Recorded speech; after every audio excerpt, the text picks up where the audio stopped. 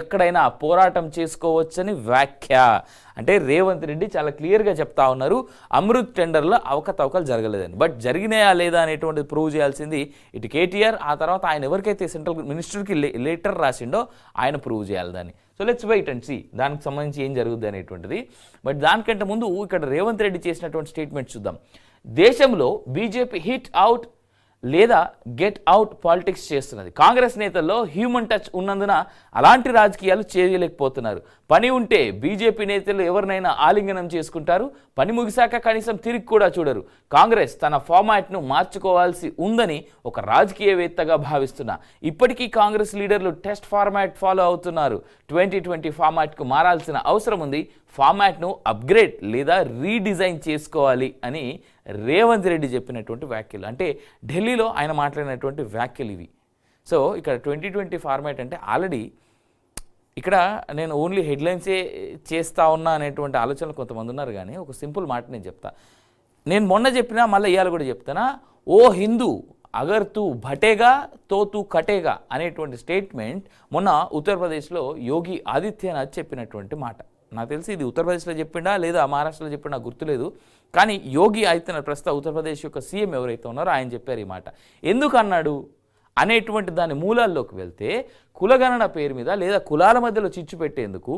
ఎందుకంటే ఇప్పుడిప్పుడే హైందవులు కాస్త ఏకీకృతం అవుతూ ఉన్నారు. ఏకతాటి మీదకి వచ్చి అందరు కలిసి పని చేద్దాం, మన ధర్మం కోసం అనేటువంటి మాట, మన దేశం కోసం అనేటువంటి మాట, మన రాష్ట్రం కోసం అనేటువంటి మాటలో పయనిస్తూ ఉంటే మేము కులగణన చేస్తాం, కులగణన చేసి కేవలం హిందువుల్లోనే కులగణన చేస్తాం, వాళ్ళ మధ్యలో వీళ్ళు ఎస్సీలని, వీళ్ళు ఎస్టీలని, వీళ్ళు కమ్మలని, వీళ్ళు కాపులని, వీళ్ళు బలిజ అని ఇట్లా ఈ విధమైనటువంటి డిఫరెన్షియేషన్స్ పెట్టి వీళ్ళకి మధ్యలో కొట్లాటలు పెడితే అప్పుడు వాళ్ళు అనుకునేటువంటి అపీజ్మెంట్ అన్నీ జరుగుతాయి అనేటువంటి ఆలోచనలో కాంగ్రెస్ పార్టీ చాలా బలంగా కొన్ని ఏళ్లుగా ఈ ప్రయత్నాలు చేస్తూ ఉంది. అదే ఇప్పుడు జరుగుతూ ఉంది.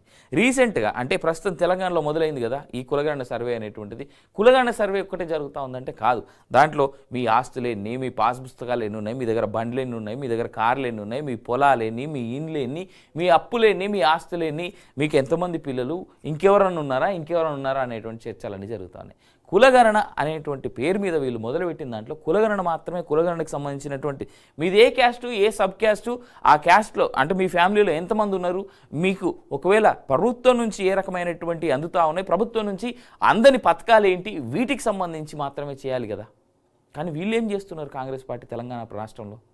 వీటిపైన సమాధానాలు వెతుక్కునే బాధ్యత చూసే ప్రతి ఒక్క వీక్షకుడి పైన ఉంది.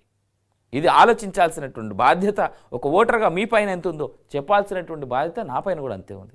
ఇది కదా మనం అర్థం చేసుకోవాల్సినటువంటి పాయింట్. దీన్ని కానీ మనం అర్థం చేసుకోక దీన్ని పక్కన పెట్టేసి మిగిలినన్నిటి వైపు మనం అడుగులేస్తే 2020 ఫార్మాట్లో గనక కాంగ్రెస్ పార్టీ అడుగు పెడితే నేను చెప్తా ఉన్నా వక్ఫ్ ల్యాండ్లు ఏవైతే ఉన్నాయో భారతదేశ వ్యాప్తంగా రైల్వే శాఖ తర్వాత రైల్వే శాఖ మొత్తం భారతదేశంలో 3 సంస్థలకి చాలా ఎక్కువ ల్యాండ్స్ ఉన్నాయి. 2 గవర్నమెంట్ సంస్థలు, ఒక ప్రైవేట్ సంస్థ. ఆ ప్రైవేట్ సంస్థే వక్ఫ్. ఇవాళ పార్లమెంట్లో ఆ బిల్లుని పాస్ కానియకుండా చేస్తున్న వాళ్ళు ఎవరు? దాని వెనకాల ఉన్నటువంటి కుట్రలు చేస్తున్నది ఎవరు? వక్ఫ్ అనేటువంటిది ఎలాంటిదంటే రీసెంట్గా మల్కాజ్గిరిలో జరిగినటువంటి ఒక అంశం చెప్తా. 1200 ఏళ్ల పైచిలకు ఉన్నటువంటి చరిత్ర కలిగినటువంటి ఒక గుడి ఆలయాన్ని కేవలం 1000 ఏళ్ల చరిత్ర లేనటువంటి ఈ కమ్యూనిటీ ఏదైతే ఉందో వీళ్ళు వచ్చి ఇది వక్ఫ్ ల్యాండ్ అని క్లెయిమ్ చేస్తూ ఉన్నారు. 300 ఎకరాలు మల్కాజ్గిరిలో. దీన్ని బట్టి అర్థం చేసుకోవచ్చు కాంగ్రెస్ పార్టీ చరిత్ర ఏంది, కాంగ్రెస్ పార్టీ ఎవరి అపీజ్మెంట్ కోసం పనిచేస్తుంది అనేటువంటిది. 2020 ఫార్మాట్ అని మాట్లాడుతూ ఉన్నారు రేవంత్ రెడ్డి గారు. ఈ దేనికోసం మీరు ఇట్లా 2020 ఫార్మాట్ అని మాట్లాడుతూ ఉన్నారు? అఫ్కోర్స్ కాంగ్రెస్ పార్టీ 2020 ఫార్మాట్లోకి కావచ్చేమో మేబీ. ప్రభుత్వం ఏదైతే కేంద్ర ప్రభుత్వం ఉందో, లేదు అంటే మిగిలిన రాష్ట్రాల్లో ఉన్నటువంటి బీజేపీ ప్రభుత్వం ఉందో అక్కడ ప్రభుత్వం ప్రజలకు చేయాల్సినటువంటి మంచి చేయకపోతే వాటి గురించి మాట్లాడితే బాగుంటుందేమో. చిల్లర విషయాల గురించి కాదని హెచ్చరిక జారీ చేసేటువంటి పరిస్థితులు లేకపోయినా చిన్న సజెషన్ అయితే ఇచ్చేటువంటి పరిస్థితిలో ఉన్నాం. కాబట్టి సజెషన్ ఇస్తా ఉన్నాం ఇవాళ రేవంత్ రెడ్డి గారికి. నేను బీఆర్కే న్యూస్ తరపున. నా పేరు అవినాష్ జనగామ. వికారాబాద్ కలెక్టర్పై దాడి వెనుక కుట్ర, కీలకంగా వ్యవహరించిన బీఆర్ఎస్ కార్యకర్త సురేష్. కొడంగల్ మాజీ ఎమ్మెల్యే పట్నం నరేందర్ రెడ్డి అనుచరుడిగా గుర్తింపు. అటాక్ కొద్ది గంటల ముందు బీఆర్ఎస్ నేతకు 42 సార్లు ఫోన్లు. పరారీలో సురేష్, 16 మంది అరెస్ట్. అందరి కాల్ డేటా తీస్తున్న పోలీసులు. పక్కా ప్లాన్ ప్రకారమే ఐజీ సత్యనారాయణ వెల్లడి. సురేష్ కోసం 4 స్పెషల్ టీమ్స్తో గాలిస్తున్నాం. ఘటనపై ప్రభుత్వానికి పూర్తి నివేదిక ఇస్తాం.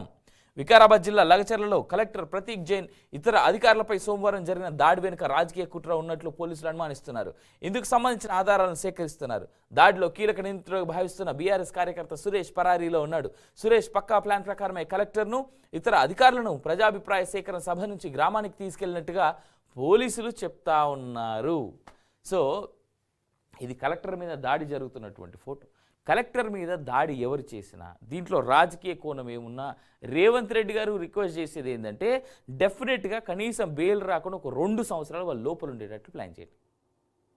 తప్పు ఒక ఐఏఎస్ అధికారి మీద ఆ విధంగా చేయి చేసుకునేటువంటి స్థాయికి కేవలం ఒక పొలిటికల్ పార్టీ లీడర్ వచ్చిందంటే after all political party leaders అని మనం మాట్లాడతా ఇక్కడ నేను. ఎందుకంటే ఈ దేశం అత్యున్నతంగా గౌరవించేటువంటి వ్యక్తులు ఐఏఎస్, ఐపీఎస్, ఐఆర్ఎస్ అధికారులు ఉంటారు.